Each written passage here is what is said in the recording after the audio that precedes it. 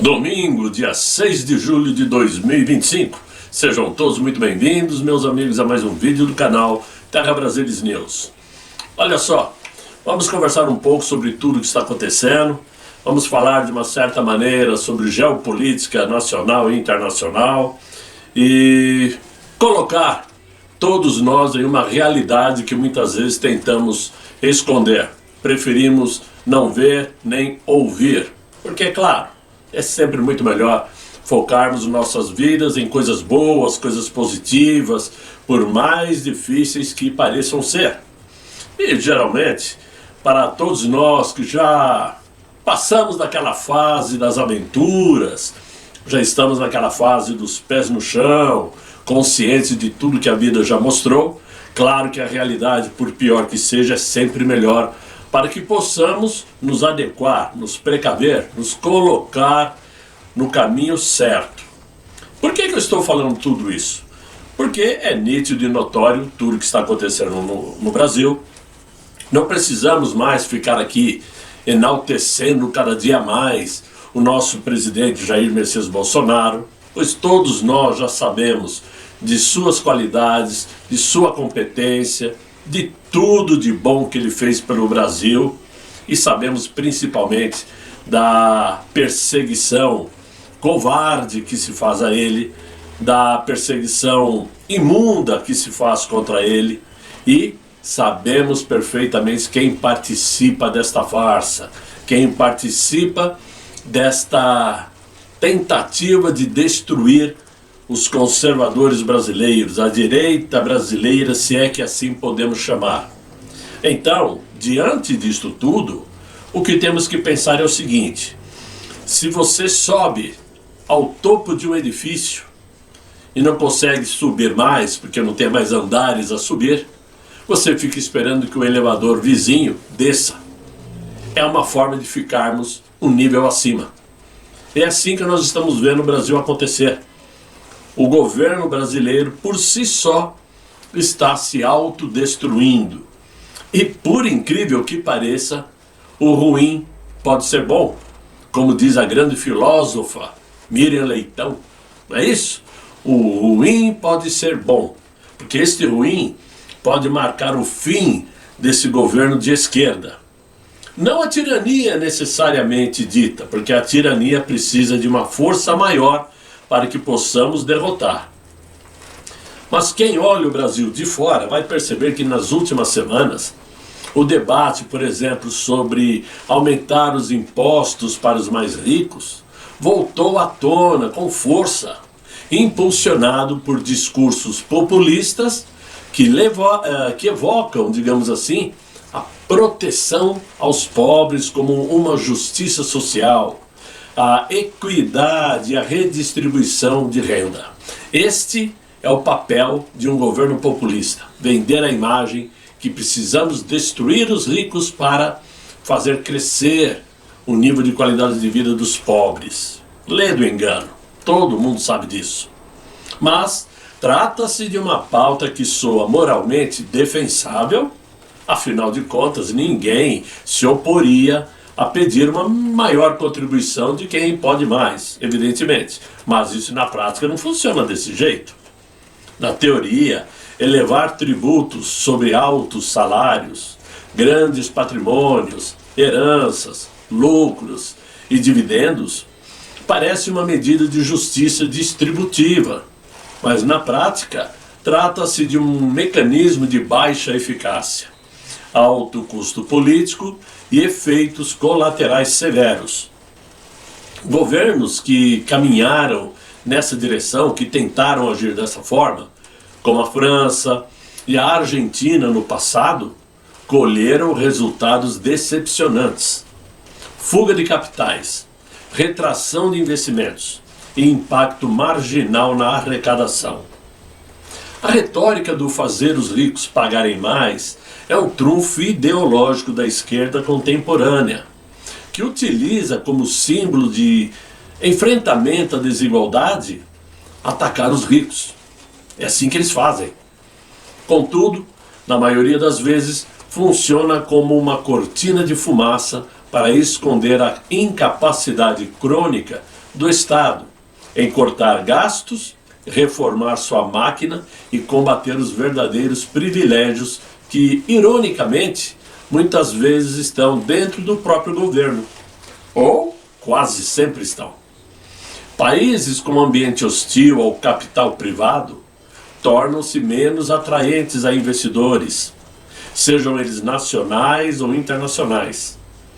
Isso provoca a redução da produtividade, a desaceleração do crescimento, a queda de empregos qualificados, né? E menor capacidade do Estado em financiar políticas públicas. É importante lembrar que os mais ricos têm mais oportunidades. Eles encontram meios legais para blindar seu patrimônio, seja por meio de estruturas como holdings, trusts, palavras estranhas ao cidadão comum, aos mais pobres, mas que os ricos entendem muito bem. Encontram formas de resguardar suas fortunas em offshores, fundos fechados de investimentos, ou até migração fiscal. Já a classe média produtiva, que não dispõe dessas ferramentas, acaba arcando com o peso real da tributação. São eles, as pessoas de classe média, que pagam, que consomem, que investem e sustenta esse sistema que aí está. Todos que trabalham, recolhendo seus impostos, estão bancando as despesas do Estado. A insistência em medidas desse tipo, sem que haja reformas estruturais, como a administrativa e a fiscal, representam um sintoma de esgotamento político, de um modelo de Estado perdulário, ou esbanjador, como queiram, que se recusam a enxergar, né, o que está acontecendo e principalmente se recusam a enxugar seus próprios privilégios, porque insistem em punir quem produz. O mercado financeiro, por sua vez, responde com cautela e principalmente com retração. Investidores reduzem o apetite ao risco, adotam estratégias de proteção e muitas vezes migram capitais para ambientes mais estáveis, como o dólar, os Estados Unidos em si. O resultado é menos crédito ao mercado, menos crescimento econômico e, consequentemente, menos empregos. Por isso, qualquer tentativa de fazer justiça tributária será, na prática, apenas um novo capítulo do velho ciclo vicioso. Aumento de impostos, fuga de capitais, queda de arrecadação, muito mais déficit público e, por fim, novas promessas de redenção às custas de quem produz.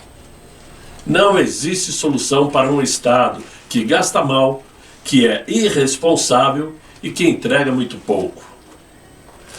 Mas diante disso tudo, fica muito claro o que nós estamos enxergando em nosso Brasil de hoje. Não existe maneira de enxergarmos de outra forma. Aqueles que ainda acreditam, aqueles que creem que o governo que aí está vai conseguir dar aos pobres uma qualidade de vida melhor, vão morrer antes de se darem conta. Infelizmente é assim que temos que ver. Agora, mudando um pouco de assunto, vamos falar sobre o possível maior golpe do século, onde os hackers e laranjas colocaram o sistema financeiro do Brasil de joelho. Parece que isso não chamou muita atenção do governo. Parece que isso não chamou tanta atenção assim da imprensa. Uma situação que em qualquer outro país do mundo estaria reverberando em todos os noticiários, mas aqui no Brasil parece que foi colocada aí dentro de uma gaveta. O que vocês vão ver agora é uma história que parece saída de um filme de espionagem, só que é vida real. O maior ataque registrado contra o sistema financeiro brasileiro foi orquestrado por uma aliança sombria entre hackers, laranjas, contas fantasmas e tecnologia de ponta. O nome dessa operação diz tudo: Operação Labirinto. É a operação praticada pela Polícia Federal. E o que está sendo descoberto dentro desta operação é ainda mais assustador. Na madrugada da última segunda-feira, a Polícia Federal detonou o alarme. 140 contas bancárias estavam sendo monitoradas em segredo.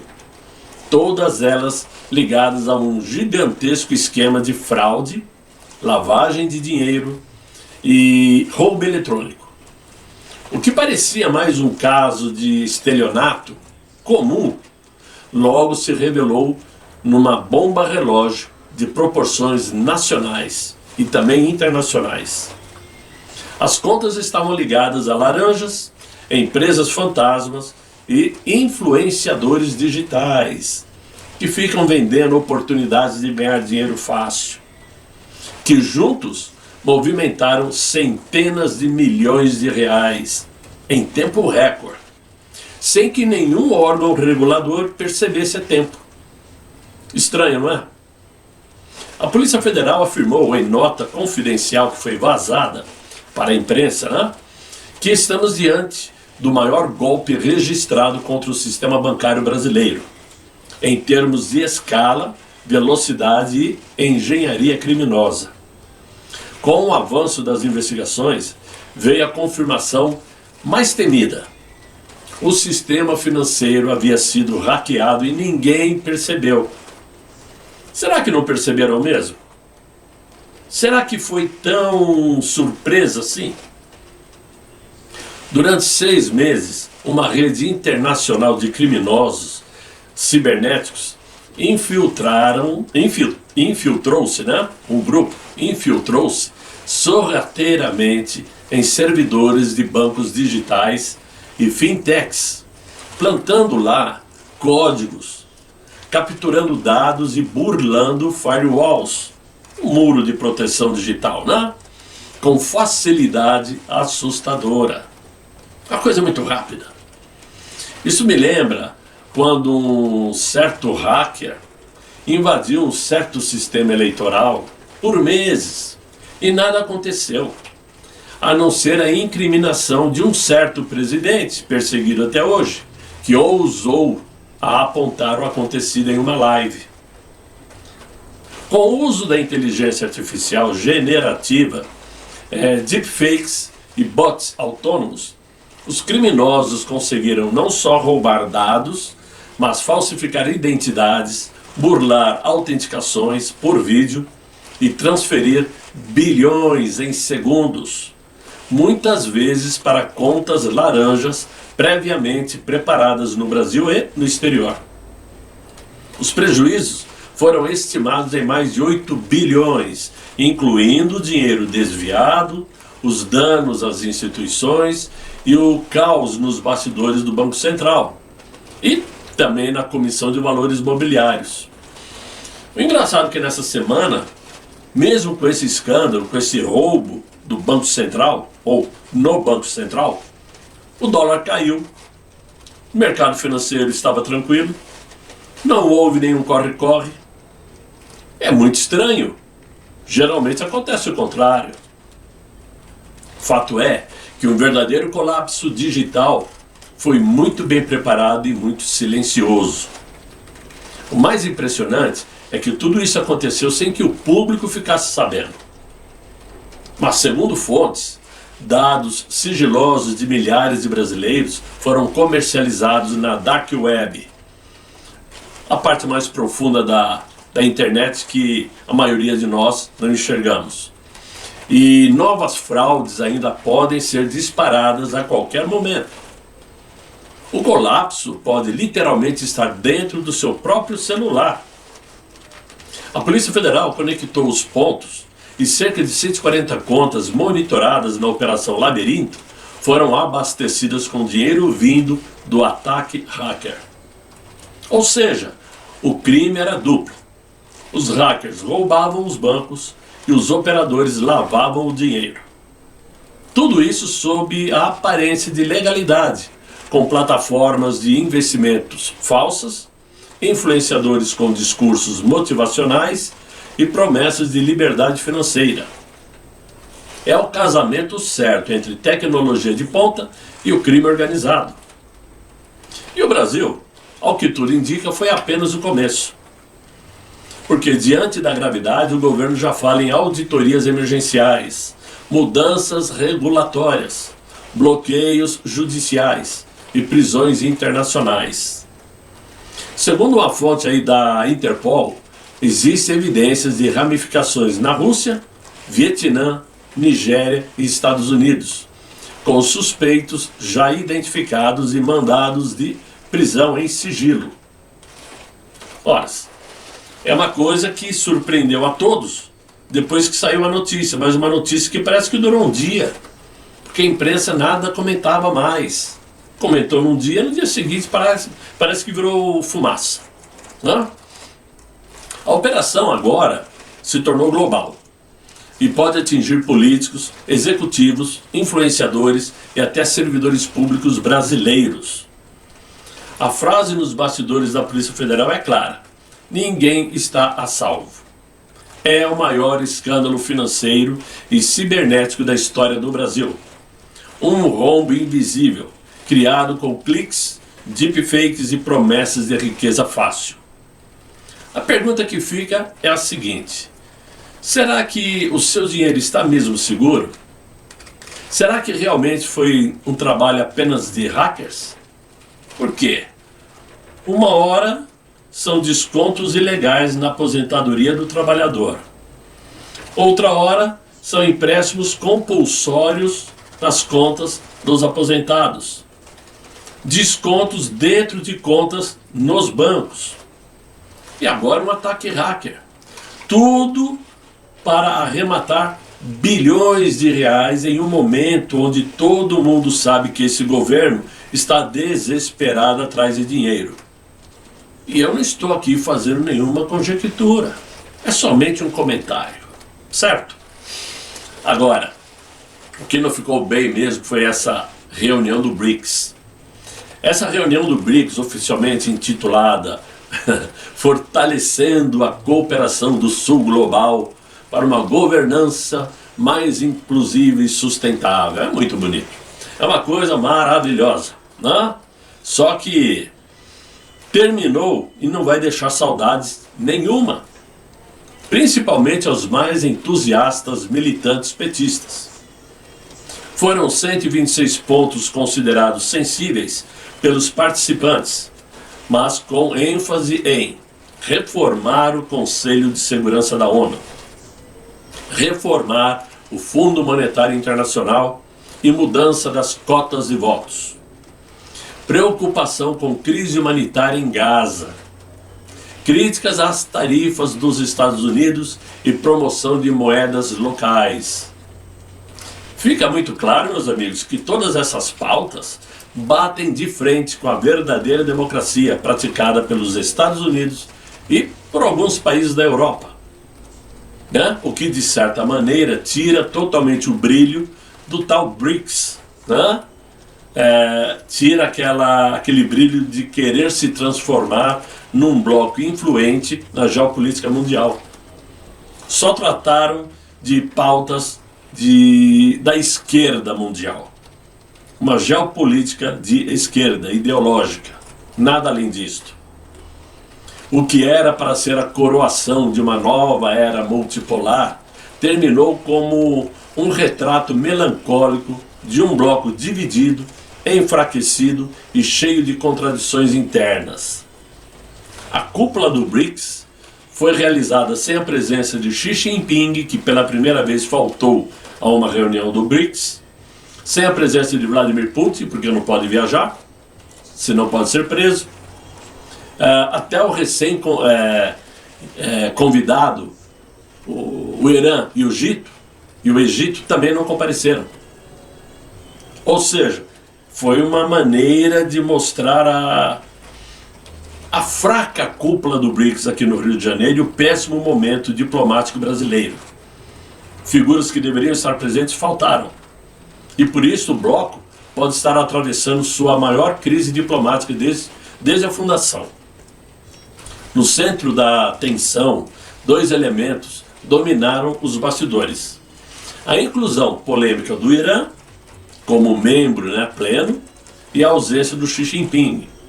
que foi atribuída por analistas a um constrangimento diplomático, causado aí pelo Inácio, que promoveu um jantar com o primeiro-ministro indiano Narendra Modi às vésperas da cúpula.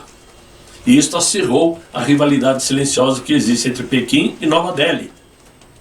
O Putin, por sua vez, alegou compromissos internos. Mas a gente sabe que ele está sendo procurado aí pela Interpol. Se ele sair da Rússia, já era. O Irã e o Egito também não enviaram seus chefes de Estado. O resultado disso tudo é que a cúpula foi esvaziada, enfraquecida e pressionada por divergências internas. Para piorar, o próprio Irã, recém-admitido no grupo, aumentou a tensão diplomática ao exigir uma condenação explícita aos recentes bombardeios contra alvos iranianos provocados pelos Estados Unidos, lá no Oriente Médio. E claro que isso dividiu os membros. Ninguém quer se colocar contra os Estados Unidos nesse momento. Para o economista Roberto Dumas, o BRICS está parecendo mais um clube de regime autoritários do que uma alternativa confiável ao G7. Com isso, o bloco começa a perder a sua alma e a sua razão de existir. A cooperação entre potências emergentes com agendas pragmáticas e complementares começam a ser enfraquecidas. Hoje, o BRICS é um campo de disputa entre projetos geopolíticos antagônicos. Enquanto isso, o Brasil tenta equilibrar-se aí numa corda bamba, principalmente a diplomática, né? Buscando manter boas relações com todos os lados, mas acumulando desgastes com aliados históricos, como os Estados Unidos e a União Europeia. A aposta do Inácio de se apresentar como um líder global e mediador entre potências se mostra cada vez mais frágil, sobretudo quando o próprio anfitrião causa desconforto entre os principais membros do bloco. A cúpula que prometia selar a força do novo BRICS expôs, na verdade, sua fragmentação, sua fragilidade e a falta de direção. Então, é como eu disse no começo, é muito ruim para a imagem do Brasil, mas é muito bom para os conservadores que vão assistindo de camarote a derrocada desse governo que aí está. Só resta a todos nós agora a esperança de vermos concretizadas uma ação mais enérgica do governo dos Estados Unidos contra o governo brasileiro, principalmente contra aquele ministro que se tornou o verdadeiro monarca brasileiro. Então, meus amigos, era isso que eu tinha nesse vídeo para vocês. Espero que vocês tenham gostado, né? Espero que vocês tenham admirado o vídeo. Se gostaram, deixem aí os likes. Convidem seus amigos para me acompanhar aqui no TH Brasilis News. E eu espero voltar amanhã com um novo vídeo, se Deus quiser, e Ele há de querer. Fiquem todos muito bem, fiquem com Deus. Tchau, tchau.